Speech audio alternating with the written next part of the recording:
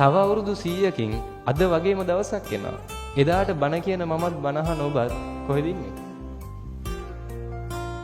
අපි නෑ මේකනේ. එදාට අපි කවුරුවත් මෙතන නෑ. එක්කෝ එදාට ඔබත් මමත් මේකේ පස් ගොඩක් වෙලා ඉඳි. එක්කෝ එදාට ඔබත් මමත් මේකේ අලු ගොඩක් වෙලා ඉඳි. මැරිලා ගියන් පස්සේ ওই ජීවත් වෙලා ඉන්න කාලේ අපි රණ්ඩු වෙනවා, ඔට්ටු වෙනවා, දේවල් තමන්ගේ කරගන්න දුක් වෙනවා, ඉඩම් ටික පරිස්සම් කරගන්න රණ්ඩු වෙනවා, රණ්ඩු වෙවි කියනවා මේ ඉඩම පරිස්සම් කරගන්න මහන්සි වෙන්නේ මම වෙනුවෙන් මගේ ඊළඟ පරම්පරාවට. කොච්චර කැප වුණත් කොච්චර මහන්සි වුණත් මතක තියාගන්න මැරිලා ගිහිල්ලා උපරිම අවුරුද්දයි. හරිද? අවුරුදු 100කින් කිසිම කතාවක් ඔබ ගැන මම ගැන නැති වෙයි මේකේ. ඔබ මැරිච්ච දවසට මේ මිනිස්සු ළඟම ඉන්න පිරිස දවසේ වැළපෙයි. හැබැයි දෙවෙනි දවසේ අඬනවද පළවෙනි දවසේ තරම්? නෑ. තුන්වෙනි දවසේ දෙවෙනි දවසේ තරම් අඬන්නේ නෑ. 7 දවස් එනකන් අඬ වැළපි ඉඳි. හැබැයි ඊට පස්සේ 7 දවසේ පින්කම කරන් පස්සේ ඉඳලා හිටලා අඬයි වැළපෙයි. නේ හැබැයි ඒ හැටි එකක් නෑ. 3 මාසෙ යනකන් සමහර විට අඬ ඉඳි කොච්චරම ළඟ බැඳීමක් තිබුණා. වැළපි ඉඳි 3 මාසෙ දානෙත් දෙයි. ඊට පස්සේ විටින් විට මතක් වුණොත් අඬයි වැළපෙයි. අවුරුද්දේ දානේ දුන්නම් පස්සේ අවුරුද්දේ පින්කම කරන් පස්සේ අවුරුද්දක් යද්දී ඔබ ගැන මම ගැන මේකේ කතා කරන්න කෙනෙක් නැති වෙයි. එදාට අවුරුද්දේ පින්කම කරાવી සමහර විට. උපරිම එතනින් නවතී. එදායින් පස්සේ මතක තියාගන්න ඔබ මැරිලා අවුරුද්දකින් පස්සේ උපරිම ගෙදර කබඩ් එක උඩ ෆොටෝ එකක් විදිහට ඔබ ඉඳීවි. ඒ පින්තූරෙට මල් මාලයක් තියේවි. ඒ මල් මාලේ පර වෙලා යන දවස වෙනකන් තියේවි.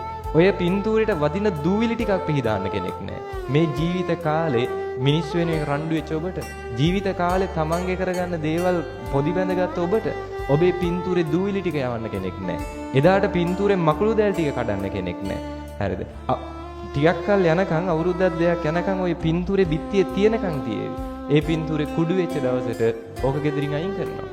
ඒ පින්තූරේ කුඩු වෙච්ච දවසට ආයි පින්තූරයක් ගෙනෙයිද? නෑ. එතනින් ඉවරයි. ඔබ ගැන මම ගැන මේකේ කතා කරන්න කෙනෙක් නෑ. ඔබ මම කියලා කෙනෙක් හිටියද කියලාත් ඔබ දන්නේ නෑ. මට මේ ප්‍රශ්නෙට උත්තරයක් දෙන්න. අම්මගේ නම දන්නවනේ. ඔයත්තන්ගේ අම්මගේ නම? ඒ අම්මගේ නම දන්නවද? ඒ කියන්නේ ආච්චි. ආච්චිගේ නම දන්නවද? තමන්ගේ ආච්චිගේ නම දන්නවද? ඒ ආච්චිගේ අම්මගේ නම දන්නවද?